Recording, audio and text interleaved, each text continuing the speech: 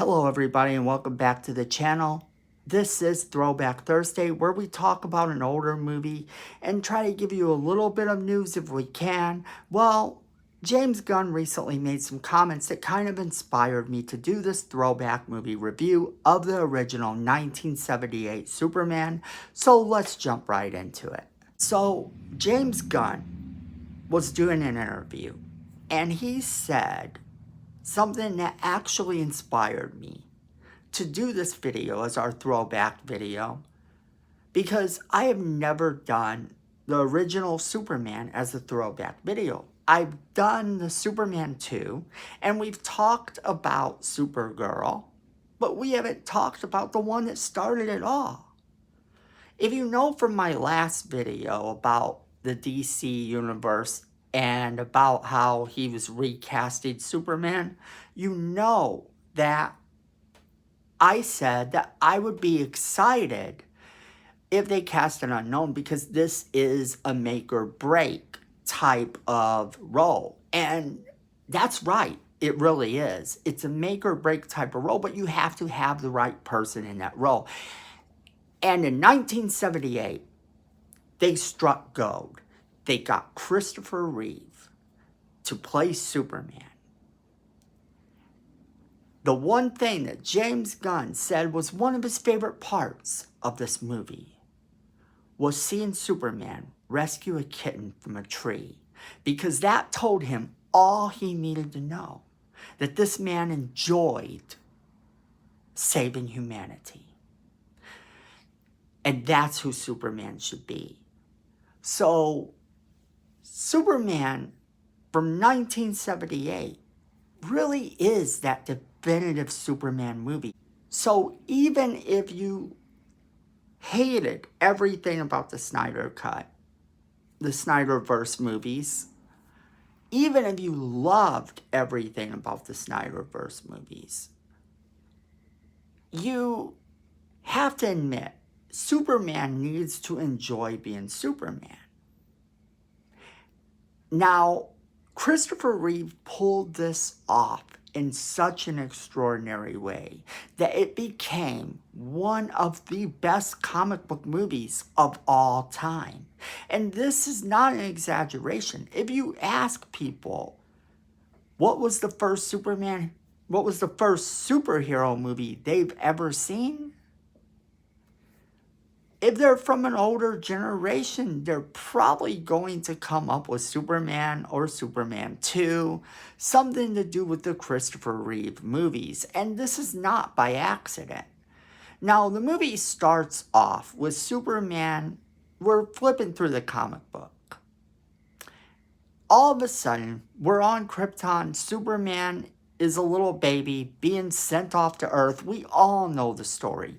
And origin movies can be kind of boring. However, this one picks up rather quick. We don't dwell on Superman's past for terribly long. We get enough to kind of let us know what's up. And then we start to see him having to become Superman. He decides what he has to do, and he proceeds to then do this. We meet Lex Luthor, played absolutely brilliantly by Gene Hackman, still my definitive Lex Luthor. No matter who I have ever seen play Lex Luthor or voice the character, my to-go-to has always been Gene Hackman, because his performance is absolutely brilliant. Lex Luthor in this movie is so evil you didn't need another villain. And I think that's something to strive for in a superhero movie, to have a villain so terrible that you can't think of anybody who could be more of a threat at that moment.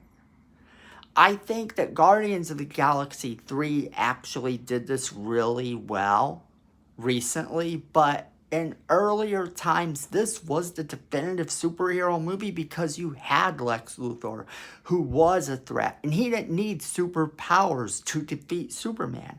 In fact, in this movie, he comes very close to defeating Superman. If you like a movie where sometimes it looks like the hero isn't going to win, if you like a movie that kind of has a little bit of action, but it keeps it a little bit lighthearted, this is that movie.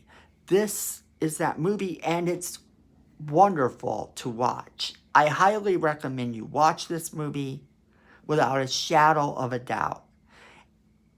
If this is what James Gunn's Superman Legacy is going to be like, I think that we are going to have a fun time.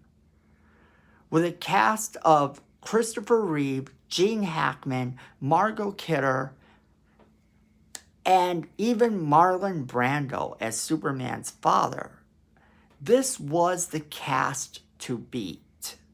And they didn't need to have some big name star. Part of the charm of this movie is that you didn't know these people before that. So this movie also knew where it was going. It set up a sequel right up front, something that Marvel would later do and get all the props for it, because Marvel came up with this brilliant thing where they had this ongoing big universe. Well, this movie started that. They set up the sequel before that, and originally Supergirl was supposed to be a part of this world. However, that wouldn't be set up till a little bit later, and due to some issues, it just wouldn't happen that way, but it is still meant to be in the same cinematic universe as this movie. Now, if you know the music to this movie, and all you have to do is imagine the Superman theme, and if it's the one you're imagining, it's the right one. And that's not to say any of the other ones have ever been wrong. In fact, I give this movie 5 out of 5 stars. It is an absolute classic. You owe it to yourself to watch it at least once if you've never watched it. And if you have watched it, I definitely want to know what you thought about it. Is Christopher Reeve your definitive Superman? If not, who is? Is it Henry Cavill or one of the many people that has played him on the small screen? We want to know what you think, so leave us a comment in the comment box below, and then go ahead and share this video with all of your friends so they can be a part of the conversation as well. Don't forget to hit that like button as hard as you can. It's free. It helps the channel. And then Miko says we need more subscribers. You don't want to disappoint Miko, so go ahead and hit that subscribe button and hit that notification bell while you're down there so you don't miss a single video we do. And then friends, at the end of the day, I know it, you know it, and Miko knows it. Fandom is family.